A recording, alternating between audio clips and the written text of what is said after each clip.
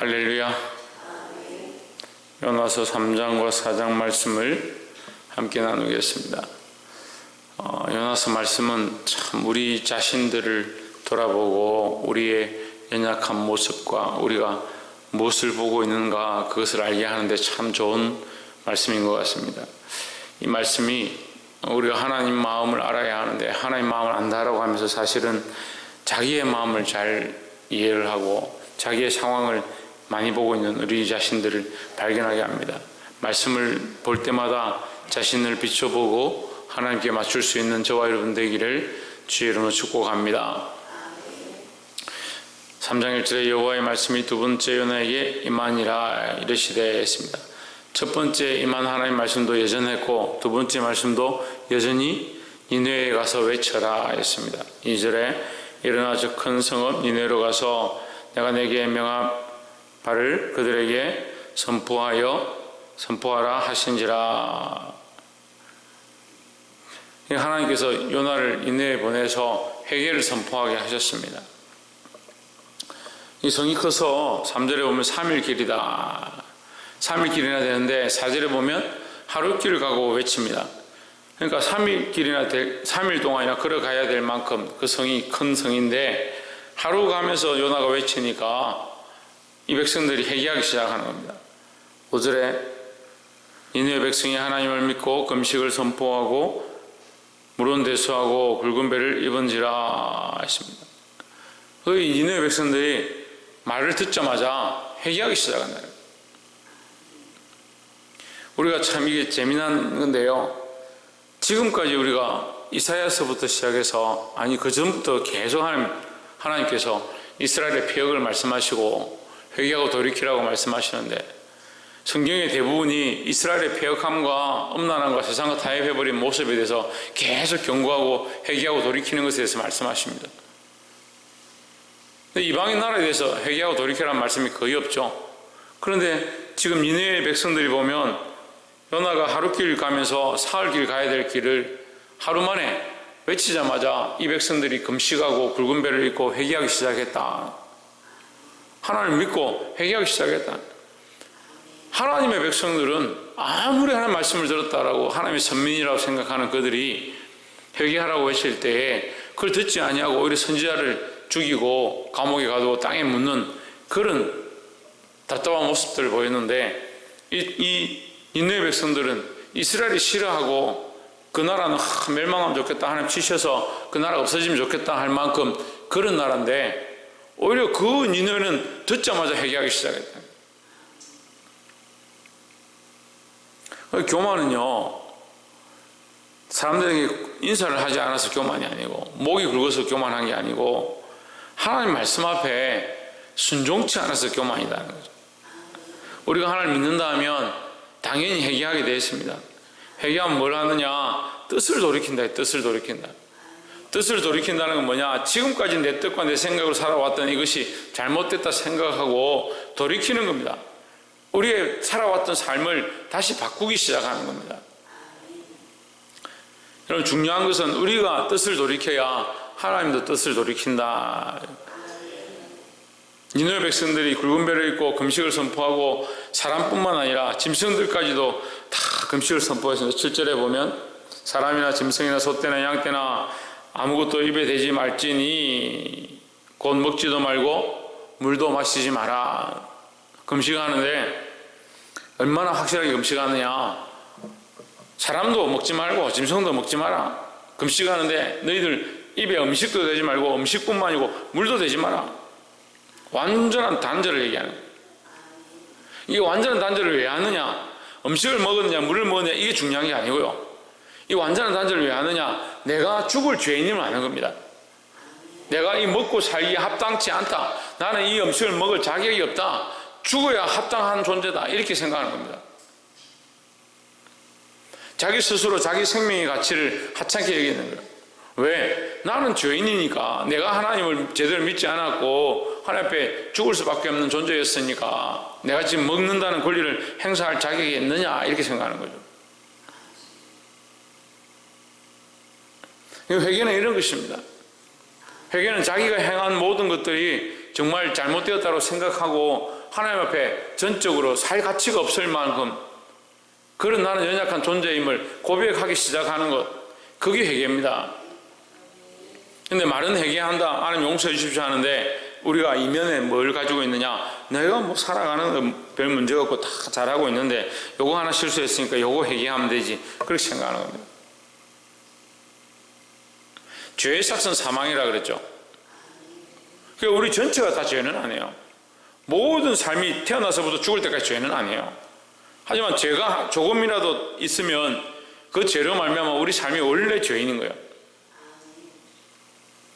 사람을 죽인 죄인이 있다 하면 우리가 TV를 보고 욕을 하고 손가락질하고 저 죄인이구나, 어떻게 저렇게 할 수 있느냐 생각하지만 그 사람이 태어났을 때부터 죽을 때까지 계속 죽이고 살인한 것은 아닙니다. 하루도 안 빼고 살인한 게 아니잖아요. 죄의 경중이 없다는 말이 그런 의미예요. 경중이 없는 것은 아니지만 죄의 경중이 없다는 말이 그런 말이에요. 하나를 지은 것이나 100가지를 지은 것이나 다 죄인이라는 거죠. 그러니까 우리가 죄인이 된 것은 금식을 선포할 만큼 먹을 가치가 없고 죽을 수밖에 없는 존재다라는 것을 생각하게 하는 것입니다. 그런데 이 백성들이 금식을 선포하고 회개하고 돌이키기 시작하니까 9절에 하나님이 혹시 뜻을 돌이키시고 그 진노를 거치사 우리를 멸망치 않게 하시리라. 10절에 하나님이 그들의 행한 것 곧 그 악한 길에서 돌이켜 떠난 것을 감찰하시고 뜻을 돌이키사 했습니다. 뭘 돌이키사? 뜻을 돌이키사. 이 백성들이 회개하니까, 회개는 뭐냐? 회개 자체가 뜻을 돌이키는 겁니다. 삶을 돌이키는 것이고 나의 죄를 회개하고, 회개는 유턴을 얘기하는, 돌아오는 것을 얘기하는 거예요. 다시 시작하는 것을 얘기하는 거죠. 회개하기 시작하니까 하나님은 뭘 하시냐? 하나님 뜻을 돌이켰다는 거죠.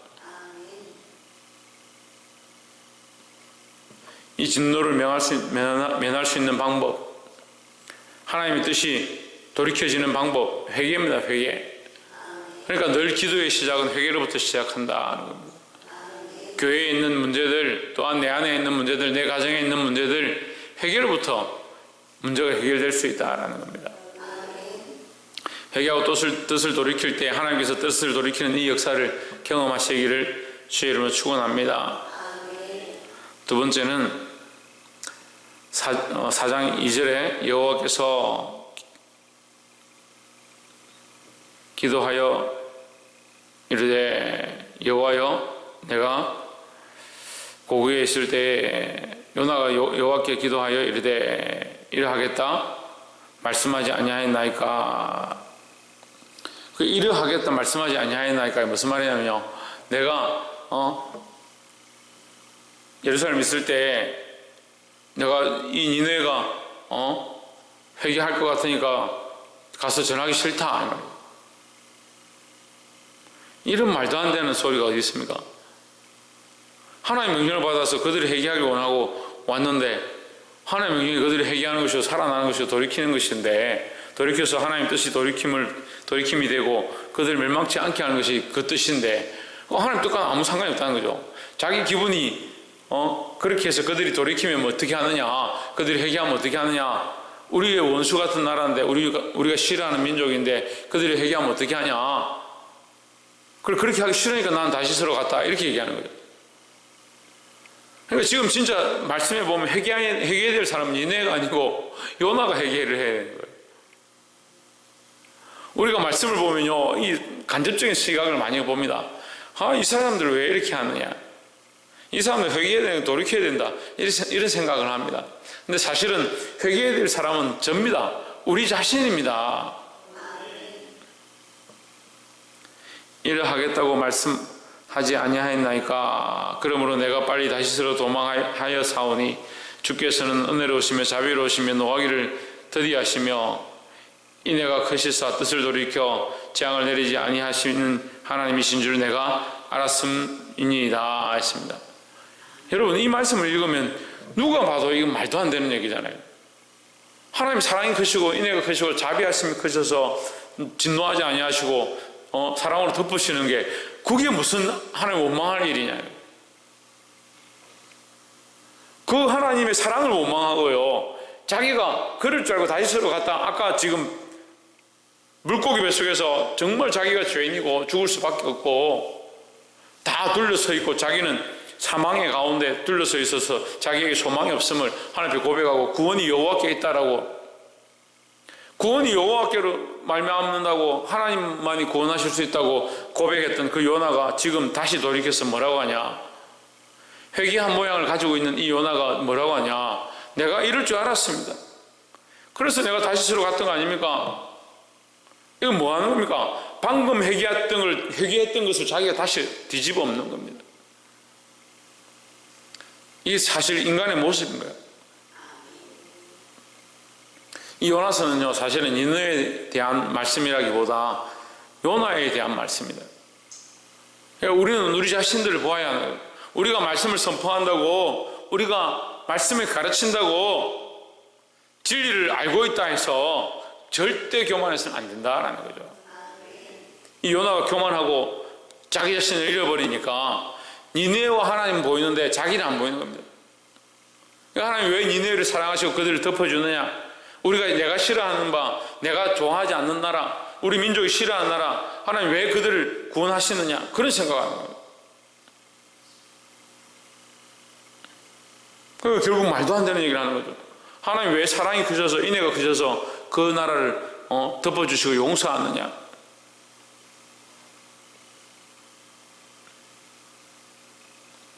사절에 여호와께서 이르시되 너의 성냄이 어찌 합당하냐? 네가 말도 안 되는 얘기를 하고 있다 이 말이죠. 5절에 요나가 성에서 나가서 그 성읍 동편에 앉되 거기서 자기를 위하여 초막을 짓고 그 그늘 아래 앉아서 성읍이 어떻게 되는 것을 보려 하니라 했습니다. 자, 그러면 이런 마음을 가진 요나가 5절에서 그 성읍이 어떻게 되는 것을 보려 합니다 하고 있는 이 요나는 그러면 니느웨 성이 잘 되기를 바라겠습니까? 망하기를 바라겠습니까? 왜? 누가 봐도 니느웨가 망하기를 다시 지켜보고 결국 그 성이 멸망하기를 원하는 겁니다. 그 6절에 하나님 여호와께서 박넝쿨을 준비하여, 박창조 뭘 준비했다고? 박넝쿨을 준비하사 요나 위에 가르게 하셨으니 이는 그 머리를 위하여 그늘이 되게 하며 그 괴로움을 면케하려 하심이었더라. 요나가 박넝쿨 인하여 심히 기뻐하였더니 했습니다. 그래서 지금 성을 지켜보고 있는데 더우니까 하나님께서 박넝쿨을 준비하셔서 이렇게 박이 올라가고 거기 넝쿨이 올라가고 잎이 펴지니까 이 그늘이신 겁니다. 그래서 집을 짓고 초막을 짓고 그거 앉아서 지켜보기 시작하는 거죠. 지켜보고 있는데 하나님께서 또 어떻게 하셨느냐? 8절에 해가 뜰 때에 하나님이 뜨거운 동풍을 준비하시고 7절에 하나님이 벌레를 준비하사 이튿날 새벽에 그 박넝쿨을 씹게 하심에 곧 시드니라 했습니다. 하나님 준비하신 거 박넝쿨 준비했죠? 벌레를 준비했죠? 해를 준비하고 동풍을 준비했죠? 동풍을 준비하신 하나님께서 불게 하셨다는 거예요.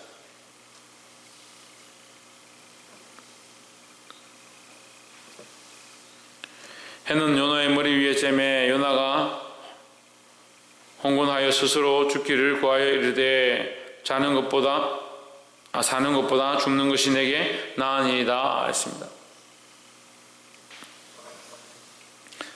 참 인생이 이렇게 우습다는 거예요. 인생에 하나님이 큰 소리 막 칩니다. 하나님 내가 뭘 잘못했는데 내게 이렇게 어렵게 하십니까? 왜 나에게 이런 시험을 주십니까? 내가 그래도 하나님 위해서, 교회를 위해서, 주를 위해서 봉사하고 헌신을 했는데 내게 왜 이런 고난과 환난을 주십니까? 교회도 하나님 거고요, 내 인생도 하나님 거고요, 내 생명도 하나님 허락하지 않았으면 없다는 거죠. 그런데 인생들은 항상 자기 것, 내 삶, 내 인생. 어떻게 보면요, 내가 살고 있는 이 삶에는요, 하나님 없고 남아있는 거예요. 나 있고, 내 자식 있고, 내 재물 있고, 내 집 있고, 내 가정 있고, 내 시간 있고, 내 인생 있고, 내 생명 있고, 다 내 거예요. 요나도 그렇게 생각하는 겁니다. 그렇게 생각하니까 하나님 어떻게 우리에게는 그렇게 안 하셨는데 니느웨에게는 이렇게 하십니까? 니느웨는 왜 회개합니까? 그렇게 생각하는 겁니다.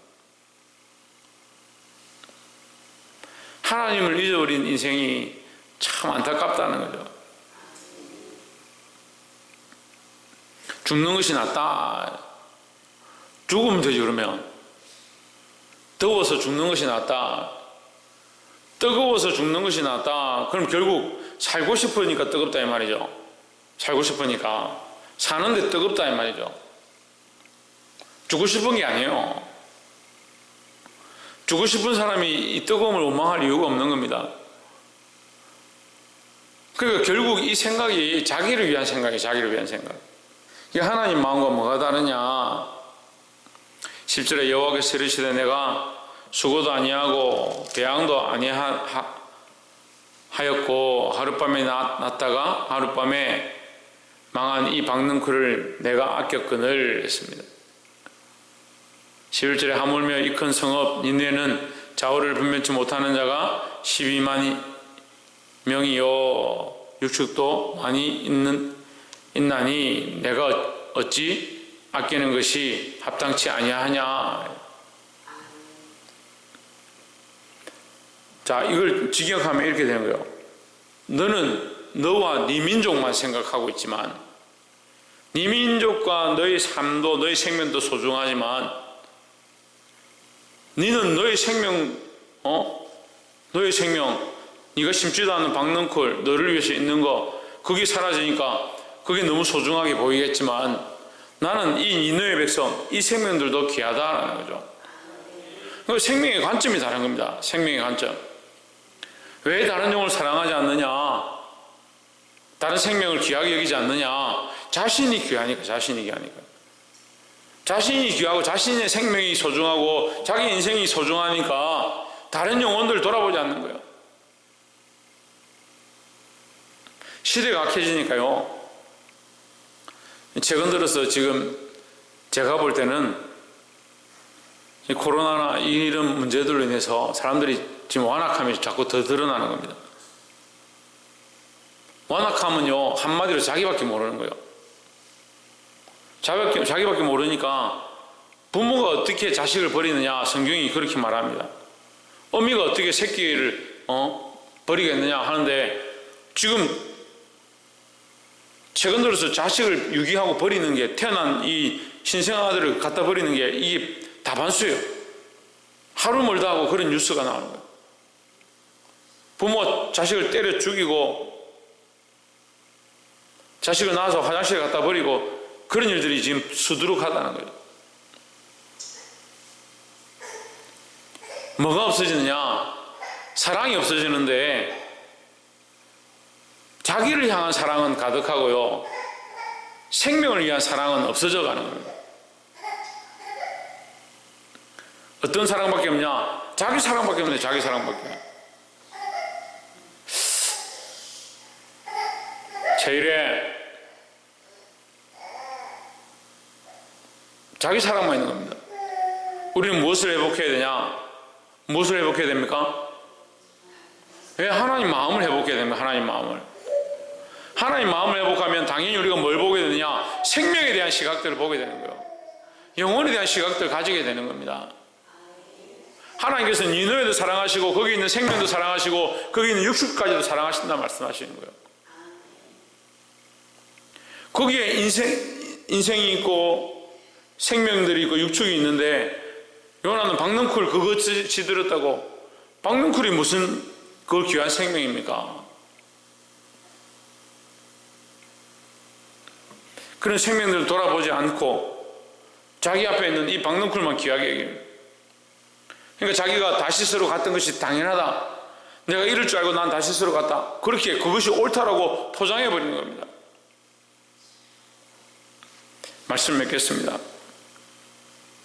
사랑하는 성도 여러분, 말씀을 들으면 들을수록 내가 나를 사랑하고 나를 위해 살아왔던 것들을 발견하기 시작해야 하고 이것을 하나님 앞에 회개하고 뜻을 돌이켜야 합니다.